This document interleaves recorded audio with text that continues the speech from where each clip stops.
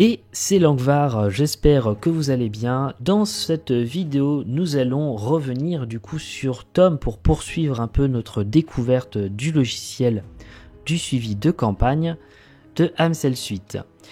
Nous avions déjà abordé dans une précédente vidéo les arcs, les chapitres et les scènes. Maintenant, on va s'attarder un petit peu plus sur les fonctionnalités un peu avancées du logiciel. Alors, quand vous cliquez sur un élément, par exemple, on va aller dans la caverne, avec par exemple ici la chambre secrète. Je n'ai toujours pas d'éléments pour illustrer ça. C'est vraiment pas pro de ma part. C'est pas bien grave, désolé. Vous allez imaginer ici, utilisez votre imagination. Imaginez ici votre caverne avec la disposition générale et le détail. Eh bien, on va peut-être donner dans cette chambre secrète une énigme. Peut-être que les joueurs vont la découvrir, peut-être que les joueuses ne la découvriront pas.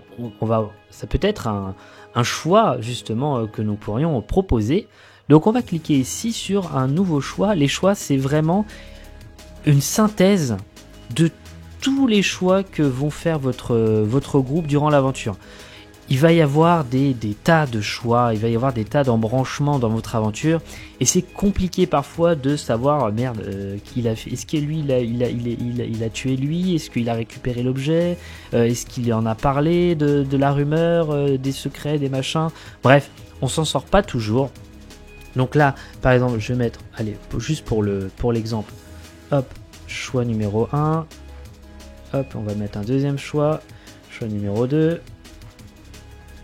Hop, je reclique sur mon tableau et choix numéro 3. Voilà. Donc, les choix qui sont ici vont être évalués à votre guise. Donc, est-ce que le choix numéro 1 a été fait? Oui, non, c'est compliqué.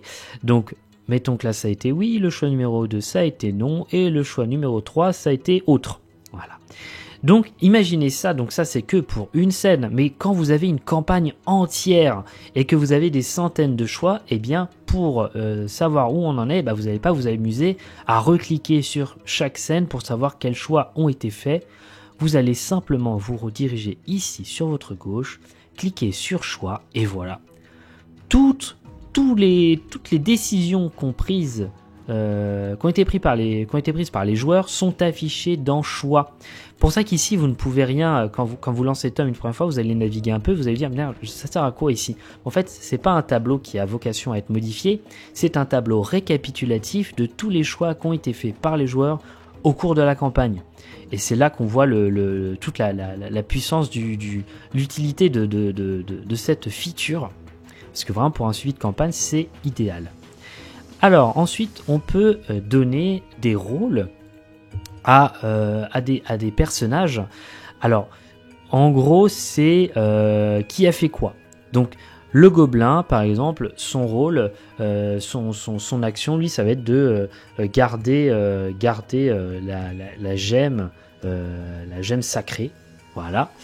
Et vous allez pouvoir donner ainsi différents rôles. Alors, si vous avez plusieurs PNJ qui ont le même rôle, vous pouvez, au lieu de créer un nouveau rôle, vous pouvez insérer un rôle existant. Donc par exemple garder la gemme, hop, valider, et cette fois vous pouvez du coup changer pour le tavernier qui à son tour doit garder la gemme, etc. Donc, voilà, ça permet de donner à des PNJ ou même à des PJ des actions qui doivent être suivies. Alors, hop, est-ce que ça je peux... C'est le petit moins tout simplement. Quand vous voulez créer une relation, par exemple le gobelin et le chef gobelin, garder l'épée par exemple. Hop, garder l'épée du chef gobelin. Eh bien bon, mettons que ce gobelin soit nommé, on va l'appeler Patrick. Si Patrick garde l'épée du chef gobelin, et je peux le lier ici. Donc je mets un petit plus ici, la petite icône là, et je peux choisir par exemple le chef gobelin. Voilà. Donc là, il met le « et », mais après c'est à vous de voir comment vous interprétez votre travail. Mais gobelin et chef gobelin, hop, ils ont gardé l'épée. Hop, voilà, ils ont gardé l'épée, c'est ensemble qu'ils ont fait ça. Bref, vous continuez à mettre vos différents rôles pour l'aventure, et si vous voulez, pareil, vu qu'il va y avoir des centaines de rôles qui vont être utilisés pendant votre aventure, savoir qui a l'objet de machin et tout, ça peut être un peu compliqué. Eh bien, vous pouvez vous rendre à votre gauche dans rôle, et pareil, vous avez une synthèse des rôles qui ont été distribués entre vos différents protagonistes. Voilà, vous pouvez supprimer les rôles ici. Vous ne pouvez pas le faire directement. Vous pouvez le faire ici. Je pense que si je supprime là, normalement, hop, supprimer. Normalement, les rôles auront disparu. Ah non, les rôles n'ont pas disparu.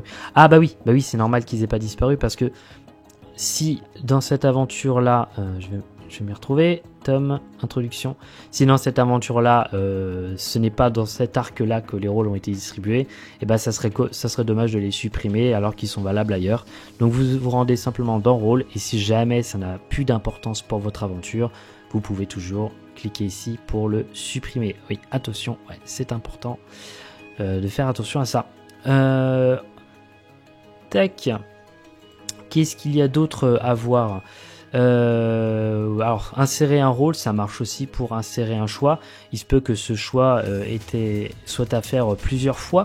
Alors je ne sais pas, je n'ai pas là d'exemple précis, mais si par exemple vos joueurs décident d'utiliser plusieurs fois un objet magique, eh bien peut-être que vous allez devoir à chaque fois le faire, vous le signaler, tenir le compte de l'utilisation de l'objet magique. Bah, pourquoi pas utiliser ce choix-là, à utiliser une âme, oui, non, une fois qu'il arrive devant la deuxième gemme, est-ce qu'il l'a utilisé, oui, non, voilà, comme ça vous avez un suivi des choix de vos joueurs pour l'ensemble de la campagne.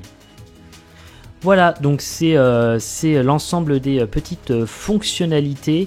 Je vous laisse découvrir pour les mémos, parce que les mémos en soi c'est vraiment de la création de pages, donc il n'y a pas vraiment j'ai pas vraiment de choses à vous raconter là-dessus. Vous n'avez qu'à naviguer pour voir en détail les propositions qui sont faites, mais globalement c'est simplement de la page avec à votre gauche là le répertoire. Donc si jamais vous voulez vous référer à quelque chose que vous ne trouvez pas sur l'une de vos pages, et ben vous avez toujours le répertoire.